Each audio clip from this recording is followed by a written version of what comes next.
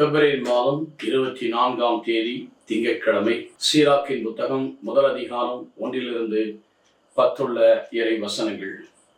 அதில் மிக சிறப்பாக 9வது வசனமும் 5வது வசனம். ஞானம் எல்லாம் ஆண்டவரிடமிருந்து வருகிறது, என்றும் அவரோடு இருக்கிறார். 5வது வசனம். உயர்வானில் உள்ள கடவுளின் வாக்கே ஞானத்தின் ஊற்று, என்றும் உள்ள கட்டளைகளை அது அடையும் வழிகள். கடவுள் தான் ஞானம் உள்ளவர், அவரோடு இருக்கிறது. ஆனால் கடவுளுடைய வார்த்தை ஞானத்தின் ஊற்றி என்று சொல்ல, அந்த வார்த்தை மனு உருவானார், நம்மிடையே குடிக்கொண்டார். அது கட்டளையாக நமக்கு கொடுக்கிறது. அன்பு கட்டளை. தேவனை அன்பு செய்வாயாக.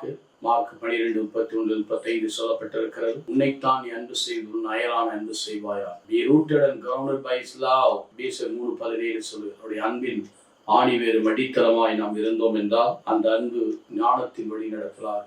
இதை நான் சாலமோன் கேட்டான். ஞானத்தை எனக்கு தான். இயேசு கிறிஸ்துவை பார்த்து சொன்னார்கள் மார்க் 6வது அதிகாரத்திலே, என்ன ஞானம் இவருக்கு?